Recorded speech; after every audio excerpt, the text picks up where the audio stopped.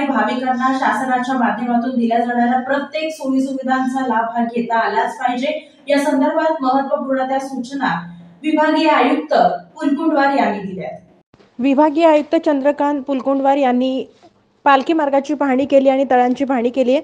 पंढरपूर आषाढी शुद्ध एकादशी सोहळा 17 जुलै 2024 रोजी होणार असून या सोहळ्यासाठी श्री ज्ञानेश्वर महाराज, संत तुकाराम पालखी सोहळ्याबरोबर आणि अन्य संतांच्या पालखी सोहळ्यासोबत मोठ्या प्रमाणात वारकरी भाविक येतात। या कालावधीत वारकरी भाविकांना पालखी मार्ग, पालखी तळ, विसावा आणि रिंगण सोहळ्याच्या ठिकाणी पाणी, आरोग्य, सुरक्षा, स्वच्छतेच्या पुरेशा सुविधा उपलब्ध करून देण्याबरोबरच स्वच्छतेला सर्वोच्च प्राधान्य द्यावं अशा सूचना विभागीय आयुक्त चंद्रकांत पुलकुंडवार यांनी दिल्यात।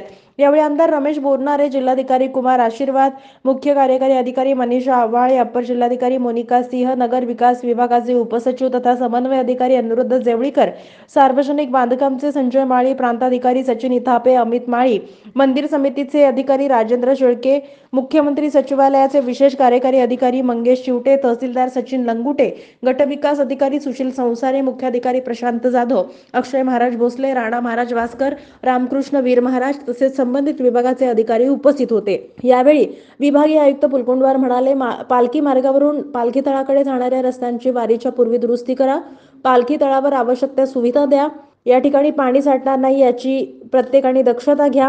श्री संत तुकाराम महाराज आणि संत ज्ञानेश्वर महाराजांच्या पालखी सोहळा आणि स्वागत विसावा मंदिर येथे नामदेव महाराजांचा पालखी सोहळ्याकडून करण्यात येतो। या ठिकाणी स्वागतासाठी जागा उपलब्ध करून द्यावी। 65 एकर प्रशासनाकडून दिंड्यांना जागा उपलब्ध करून देण्यात येते, ती अपुरी पडत असेल तर अधिक जागा उपलब्ध करून देण्यात यावी अशा सूचना यावेळी देण्यात आल्या। पालखी सोहळा आणि सर्व भाविकांचा प्रवास सुखकर होण्यासाठी तसेच त्यांची कोणतीही गैरसोय होणार नाही यासाठी प्रशासन प्रयत्नशील आहे। यंदाची आषाढी यात्रा निर्मलवारी व्हावी यासाठी व्यवस्था चोख असेल या अनुषंगानं काम सुरू असल्याचं यावेळी जिल्हाधिकारी आशीर्वाद यांनी सांगितलं।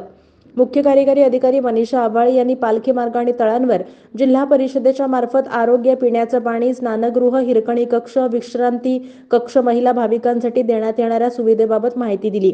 विभागीय आयुक्त पुलकुंडवार यांनी नातेपुते, माळशिरस, वेळापूर, पिराची, कुरोली, भंडीशेगाव, वाखरी या ठिकाणी पाहणी करून सूचना दिल्या। पंढरपूर शहरात अनेक दिंडी सोहळ्यांचे मठ असल्यानं त्यांना 8 ट्रक आणण्यास अडचणी निर्माण होतात, याबाबत सुद्धा नियोजन करण्यात यावं अशी मागणी राणा महाराज वास्कर यांनी यावेळी केली।